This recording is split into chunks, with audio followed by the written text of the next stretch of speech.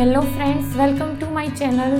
हम बात कर रहे थे यहाँ पे रिएक्शंस ऑफ हेलो अल्केन्स के बारे में। लास्ट वीडियो लेक्चर में हमने देखा था न्यूक्लियोफिलिक सब्स्टिट्यूशन रिएक्शन के अंडर में SN1 एंड SN2 रिएक्शन के बारे में। आज हम बात करेंगे some stereochemical aspects of nucleophilic substitution reaction, उसके बाद देखेंगे एलिमिनेशन रिएक्शन एंड लास्ट में देखेंगे रिएक्शन विथ मेटल्स। अब इस टॉपिक के अंदर हम कुछ टर्मिनोलॉजीज पढ़ेंगे, जैसे कि optical activity, molecular asymmetry, chirality, retention, inversion and racemisation किसको बोलते हैं। तो सबसे पहले हम स्टार्ट करते हैं ऑप्टिकल एक्टिविटी से।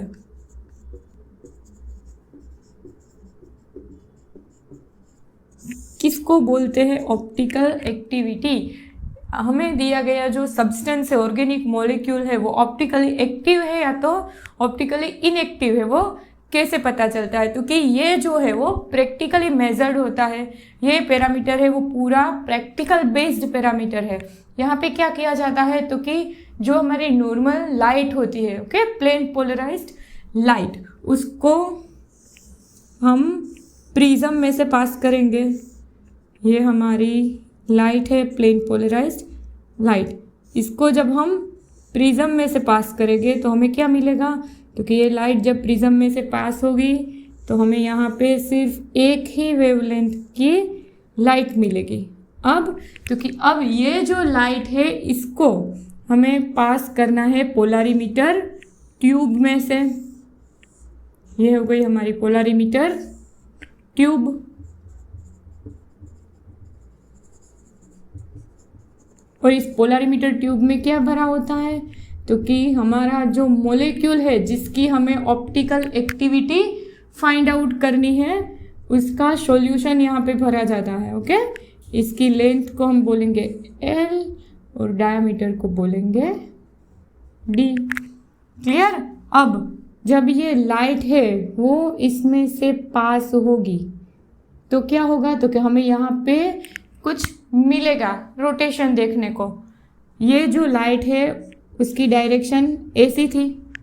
अब जब ये सॉल्यूशन में से पास होगी तो यहाँ पे हमें या तो ये लाइट है वो उसकी जो डायरेक्शन है उससे राइट साइड डेविएट होती हुई मिलेगी, या तो हमें इस तरह से रोटेट होती हुई मिलेगी। In case of optical active compound, यहाँ पे अगर ये जो लाइट है वो अपनी जगह से राइट साइड डेविएट होती है, राइट, तो इसको हम बोलेंगे डेक्स्ट्रो रोटेटरी कंपाउंड।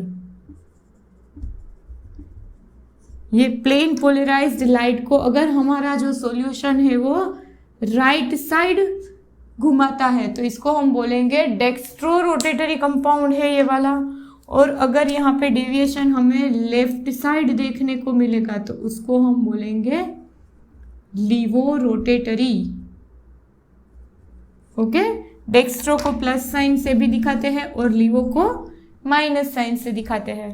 क्या होता है तो कि जो नॉर्मल लाइट है उसको प्रिज्म में से पास करनी है तो हमें यहाँ पे मिलेगी प्लेन पोलराइज्ड लाइट।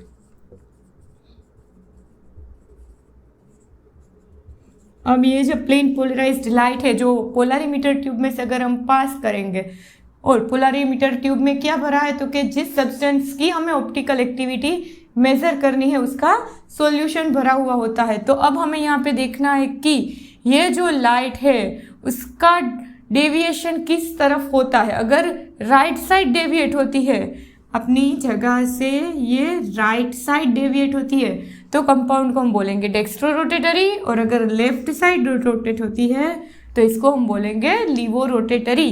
इसको डेक्स्ट्रो रोटेटरी को स्मॉल d या तो प्लस से दिखाया जाता है, लीवो रोटरी को माइनस या तो स्मॉल l भी बोलते हैं। ठीक है, चलो अब नेक्स्ट हम बात करेंगे मॉलिक्यूलर एसिमेट्री के बारे में। नेक्स्ट देखते हैं मॉलिक्यूलर एसिमेट्री।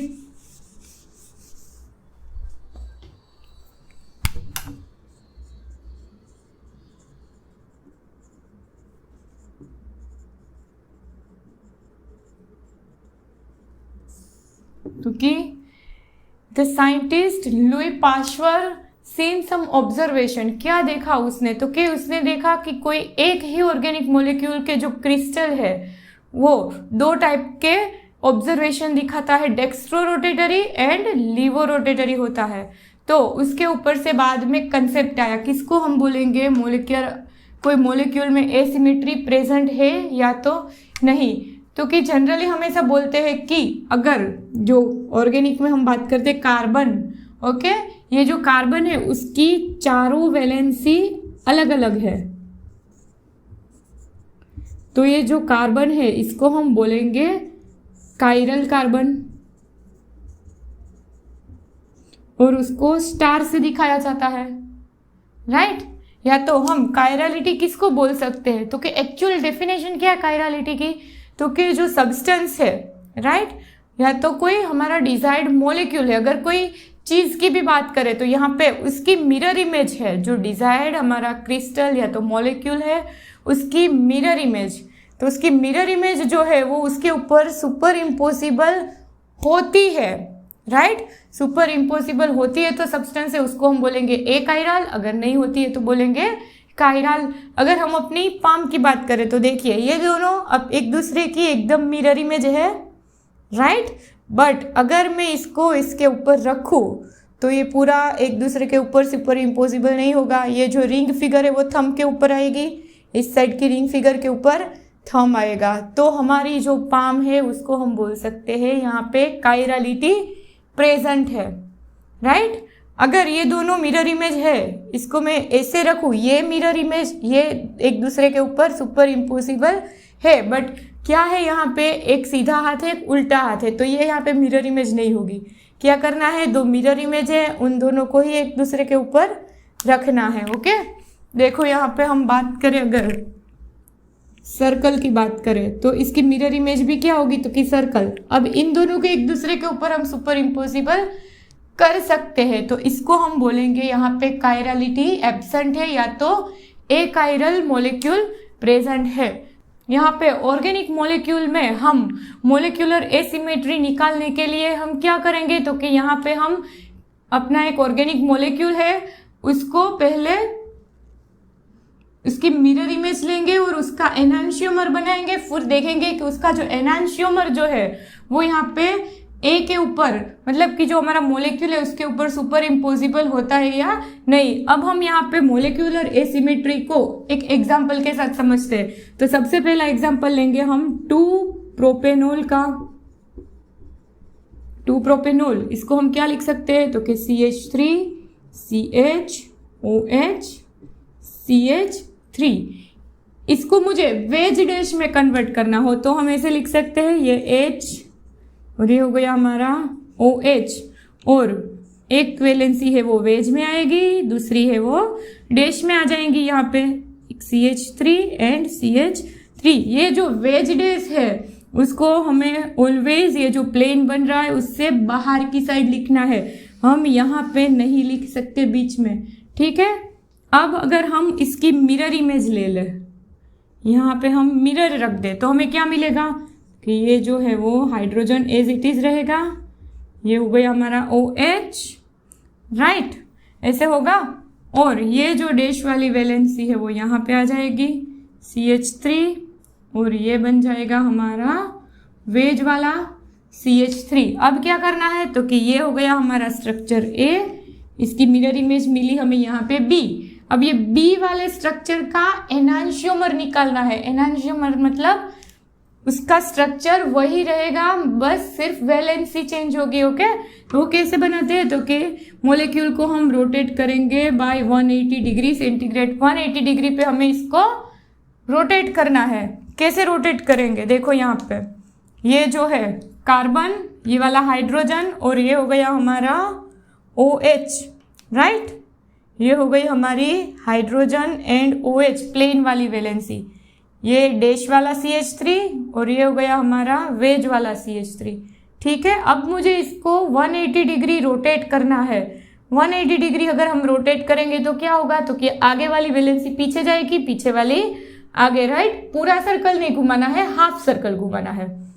इसको मैंने ऐसे ऐसे रोटेट कर दिया तो क्या आया, तो कि ये जो वेज वाला CH3 था वो डैश में चला गया, डैश वाला है वो वेज में। वेज और डैश किसको बोलते हैं? तो कि जो वैलेंसी नियर टू व्यूअर है, आपकी तरफ जो वैलेंसी है उसको हम बोलेंगे वेज, और जो वैलेंसी है वो अवे फ्रॉम द व्यूअर है। हम यहाँ पे कार्बन का शेप टेट्राहेड्रल होता है sp3 हाइब्रिडाइजेशन में, तो टेट्राहेड्रल को हम 2 डायमेंशनल में नहीं दिखा सकते, 3 डायमेंशनल में होता है। ओके, तो 2 डायमेंशनल में दिखाने के लिए वेज और डैश आता है।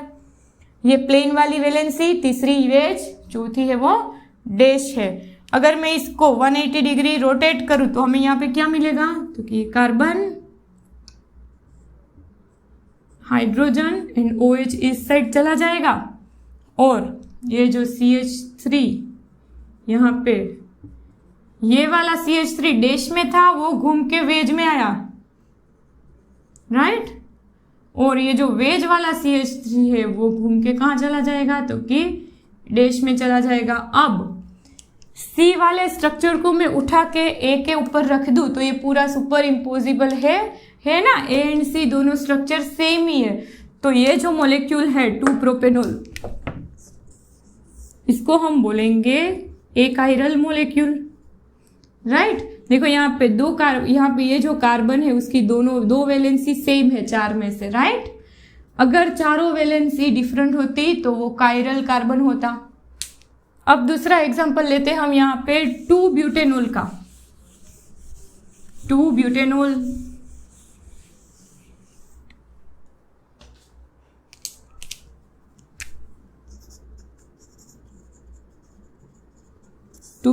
इसको कैसे लिखते हैं? तो CH3, CH2, CHOH, CH3, ये हो गया हमारा कायरल कार्बन है। यहाँ पे कैसे देखते हैं? चलो देखो, सबसे पहले ये वाले जो कार्बन है, पूरा जो मॉलिक्यूल है उसको हम वेज डैश में कन्वर्ट करेंगे। पहले ये कार्बन की वैलेंसी है वो डिफरेंट हो रही है, राइट?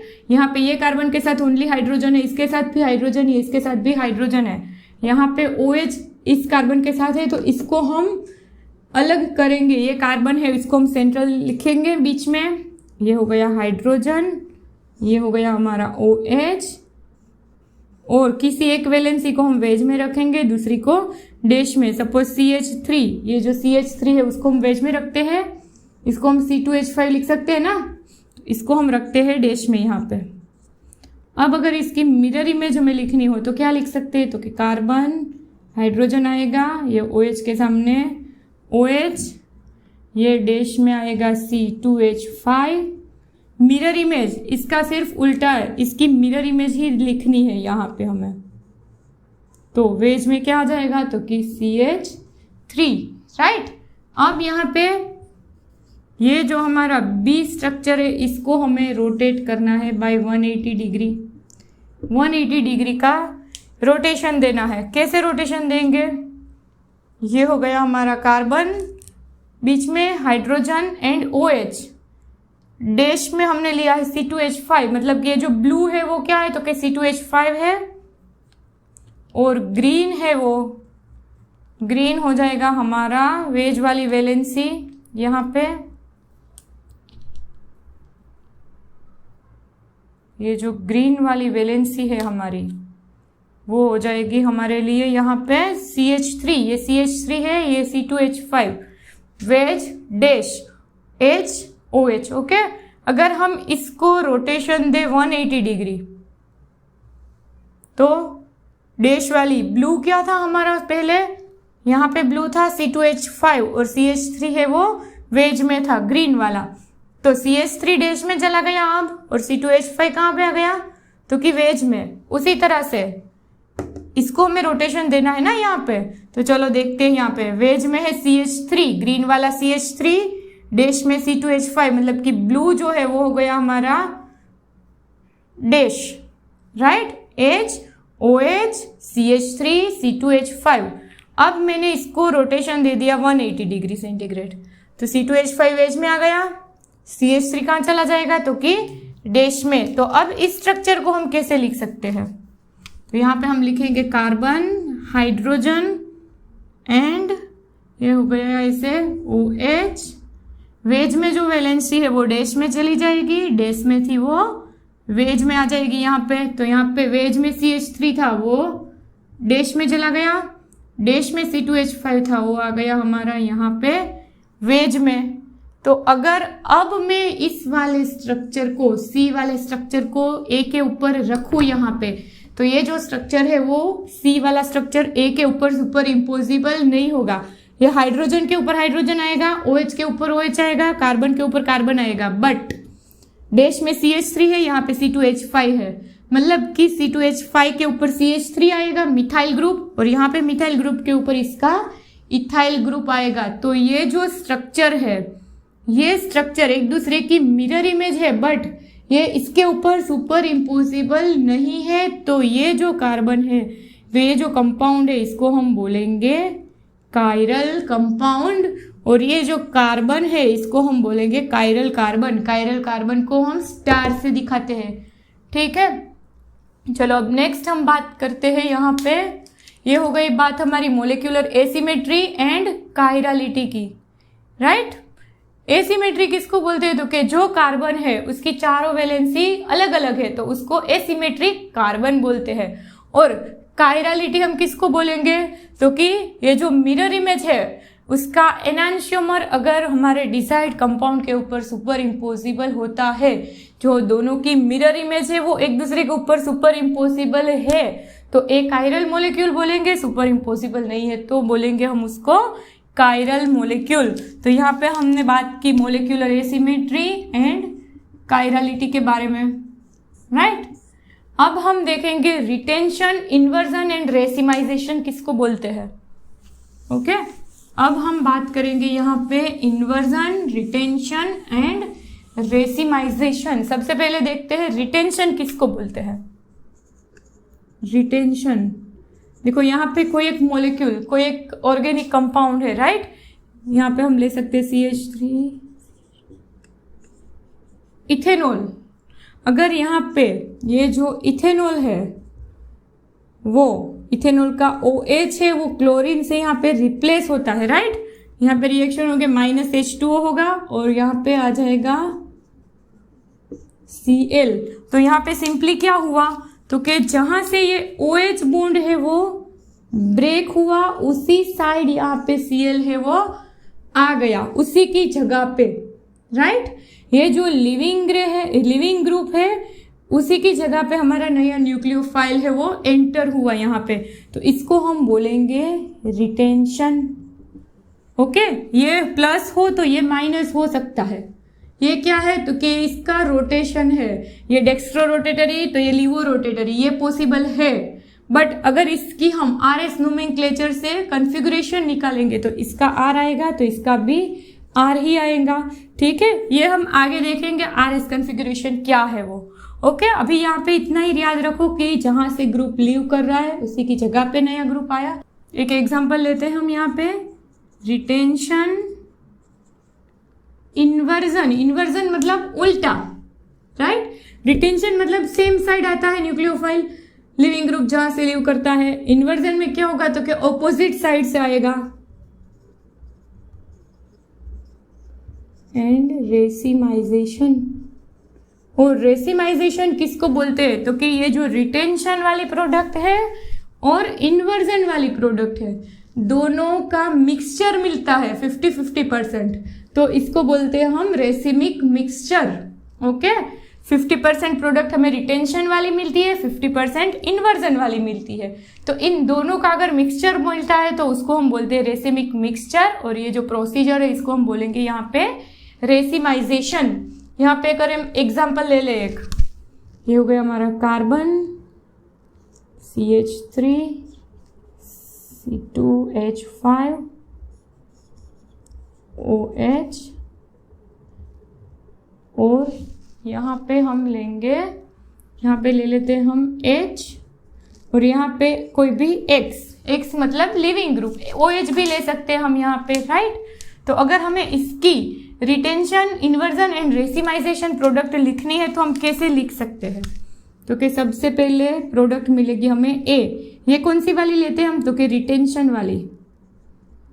रिटेंशन में क्या होगा, तो कि X जहां से लीव करेगा वहीं पे नया लिविंग न्यूक्लियोफाइल आएगा Y। ओके, तो ये हो गया हमारा CH3, ये C2H5, ये H वेज में था तो वेज में, और डैश में से X गया है, उसी की जगह पे आया Y। तो A प्रोडक्ट है वो मिली हमें रिटेंशन वाली प्रोडक्ट।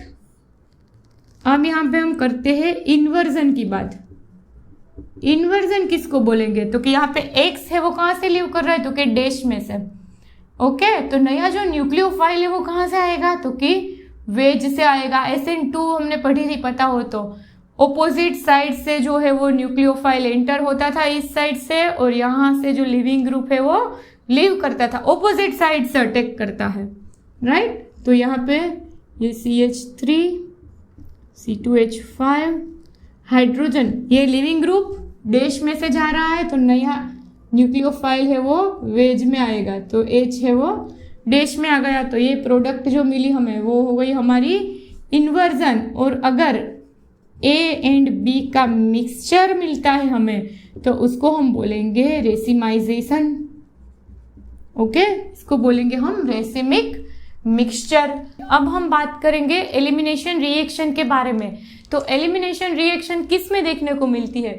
तो कि हेलो अल्किन की अगर बीटा पोजीशन पे हाइड्रोजन प्रेजेंट है तो उस टाइम पे बेस की प्रेजेंस में हमें यहाँ पे एलिमिनेशन रिएक्शन देखने को मिलेगी। कैसे देखते हैं? चलो, यहाँ पे ये हो गया हमारा हेलोजन, ओके, और ये यहाँ पे है हाइड्रोजन। क्लियर? अब क्या होगा यहाँ पे? तो कि ये कार्बन को हम बोलेंगे अल्फा कार्बन, इसको हम बोलेंगे बीटा कार्बन। देखो, हेलो अल्केन है ये, राइट, ये हमारा है हेलो अल्केन। अब इसकी ये जो हेलोजन वाला कार्बन है इसको हम बोलेंगे अल्फा कार्बन, उसके बाजू का कार्बन है बीटा कार्बन। यहाँ पे बीटा कार्बन पे हाइड्रोजन प्रेजेंट है, हेलो अल्केन के बीटा कार्बन पे हाइड्रोजन प्रेजेंट है, तो इसको हम बोल सकते हैं बीटा हाइड्रोजन। तो यहाँ पे बेस की प्रेजेंस में क्या होगा? बेस क्या करता है? तो कि प्रोटॉन एब्स्ट्रैक्ट करेगा, राइट। यहाँ से प्रोटॉन चला गया H प्लस, तो यहाँ पे इलेक्ट्रॉन बचेगा, तो ये इलेक्ट्रॉन जो है वो कहाँ पे आएगा? तो ये इलेक्ट्रॉन यहाँ पे बॉन्ड बनाएंगे, तो इस कार्बन की वैलेंसी है वो इंक्रीज हो जाएगी, 5 हो जाएगी ना कार्बन की वैलेंसी, यहाँ पे 2 बॉन्ड बने तो अब क्या करेगा ये कार्बन? तो कि ये जो कार्बन है इस वाले लिविंग ग्रुप को वो लीव कर देगा, राइट। यहाँ से halogen is a good leaving group, यहाँ पे इसको ड्राइविंग फोर्स मिलता है तो ये लीव हो जाएगा, और हमें यहाँ पे क्या प्रोडक्ट मिलेगी? तो कि अल्किन मिलेगा एक, तो दूसरा मिलेगा BH, और हेलोजन है वो यहाँ से लीव होगा। तो ये जो रिएक्शन है इसको हम बोल सकते हैं बीटा एलिमिनेशन रिएक्शन या तो एलिमिनेशन रिएक्शन। क्लियर? चलो, अब हम नेक्स्ट यहाँ पे बात करेंगे रिएक्शन विथ मेटल के बारे में। सबसे पहले हम यहाँ पे देखेंगे preparation of Grignard reagent. Okay, कैसे बनता है ग्रिग्नार्ड रिएजेंट? तो कि अगर हम अल्काइल हेलाइड की रिएक्शन करें मैग्नीशियम मेटल के साथ इन प्रेजेंस ऑफ ड्राई ईथर, यहाँ पे जो रिएक्शन है वो इन प्रेजेंस ऑफ ड्राई ईथर होगी, तो क्या होगा? तो कि ये जो मैग्नीशियम है इसका इंसर्शन होगा ब्रोमीन एंड कार्बन के बीच में, यहाँ पे इंसर्शन हो जाएगा और हमें मिलेगा ये ग्रिग्नार्ड रिएजेंट। जनरली जो कार्बन है उसके ऊपर पॉजिटिव चार्ज स्टेबल होता है, बट ये ग्रिग्नार्ड रिएजेंट ऐसा होता है कि यहाँ पे माइनस डेल्टा, यहाँ पे मैग्नीशियम के ऊपर प्लस चार्ज होगा, तो इसको हम जनरल फॉर्म में ऐसे लिख सकते हैं ग्रिग्नार्ड रिएजेंट को RMgBr, राइट। तो ये जो बॉन्ड है hello magnesium and alkyl group के बीच, ये जो बॉन्ड है वो हाईली पोलर बॉन्ड होगा, यहाँ पे माइनस डेल्टा चार्ज होगा और ये प्लस डेल्टा, और हेलोजन की इलेक्ट्रोनेगेटिविटी ज़्यादा है तो इसके ऊपर नेगेटिव चार्ज होगा। तो ये जो बॉन्ड आयोनिक बॉन्ड, ये covalent bond but highly polar bond होगा, राइट। और अगर हम यहाँ पे इसकी रिएक्शन पानी के साथ, वाटर के साथ करें तो ये बॉन्ड पोलर बॉन्ड है, ये बॉन्ड ब्रेक हो जाएगा। क्या होगा यहाँ पे? तो कि ये देखो RMgBr, इसकी अगर H2O वाटर के साथ रिएक्शन करें तो यहाँ पे हमें मिलेगा अल्केन प्लस MgOH Br, ये जो मोलिक्यूल है ग्रिग्नार्ड रिएजेंट है वो ब्रेक हो जाएगा और इसीलिए यहाँ पे मॉइस्चर एब्जॉर्ब करना ज़रूरी है, पानी की एब्सेंट कंपलसरी है और इसीलिए ये रिएक्शन है वो ड्राई ईथर में की जाती है।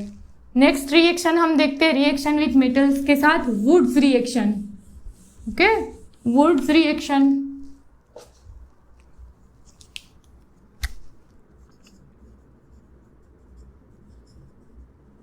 इसमें क्या होता है तो कि यहाँ पे अल्काइल हेलाइड की रिएक्शन होगी सोडियम मेटल के साथ। Okay, 2 moles of alkyl halide will react with 2 moles of sodium in presence of dry ether और हमें यहाँ पे प्रोडक्ट मिलेगी alkane plus 2NaX sodium halide. Okay, so यहाँ पे जो हमने अल्केन लिया है जितने कार्बन वाला, उससे अल्काइल हेलाइड, जितने कार्बन वाला अल्काइल हेलाइड लिया है उससे डबल नंबर वाला अल्केन है वो हमें एज ए प्रोडक्ट मिलेगा। तो ये बात हो गई हमारी हेलो अल्केन्स की रिएक्शंस के बारे में।